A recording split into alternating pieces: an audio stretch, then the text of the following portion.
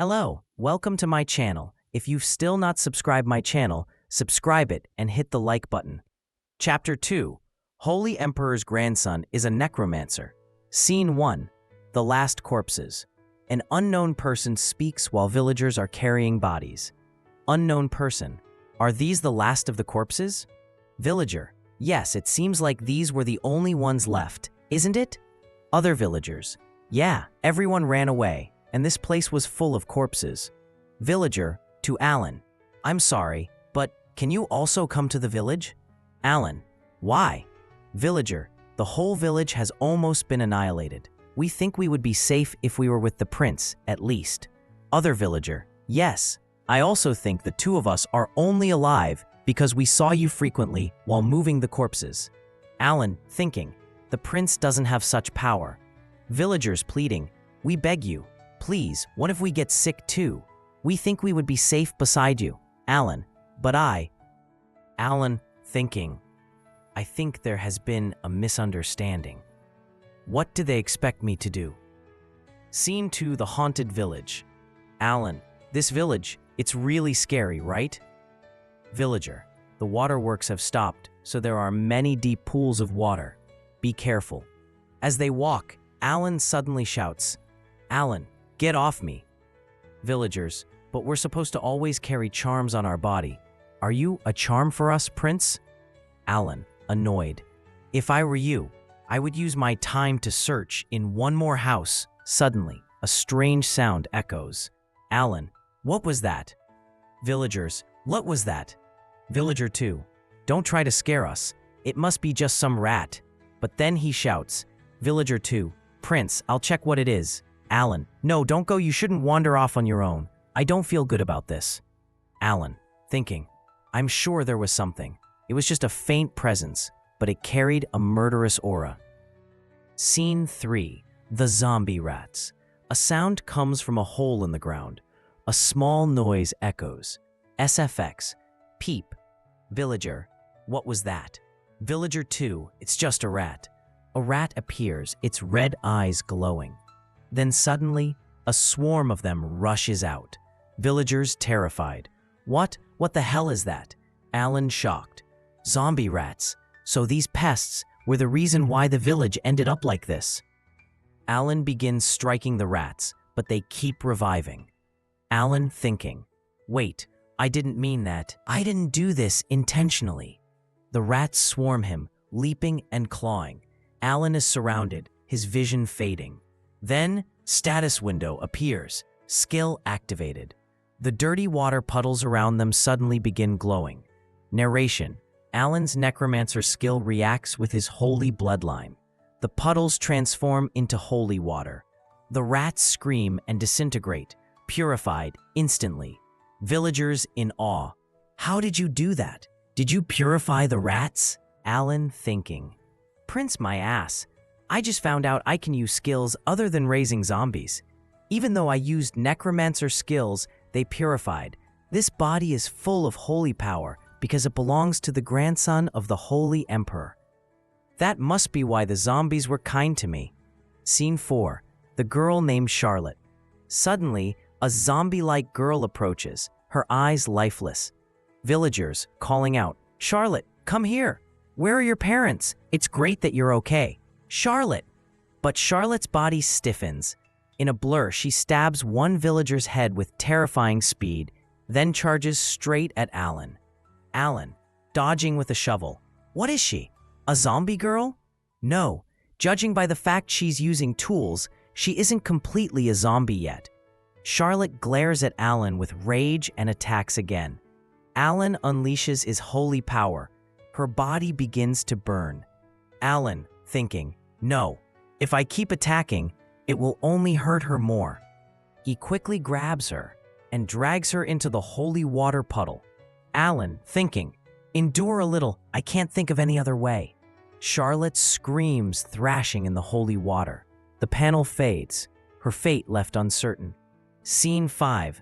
The villagers return. Later, Alan is seen in a room. Villagers rush in excitedly. Villagers, we heard the news about you purifying a large group of rats that invaded a village. We also heard You saved our child. Charlotte, please help us. Alan, quietly, I never saved that person. Villagers, shocked. What? She died? The scene ends with Alan's heavy expression. Chapter 2 ends. The villagers stood in confusion. She died? They asked. Alan replied firmly, how am I supposed to save people? My blood is related to the Holy Emperors, but I don't have any abilities. The villagers thought to themselves, then what can we do about our village? We ran all the way here, hoping you could save us. Alan looked outside the window when suddenly someone opened the door and rushed in, yelling, Prince, Charlotte is awake. It was the same man from before. He said, all thanks to you. I put her back to sleep because she seemed tired. Seems like you have a lot of guests over here. The villagers turned to Alan, staring with suspicion and rage. Alan thought, Prince, whatever.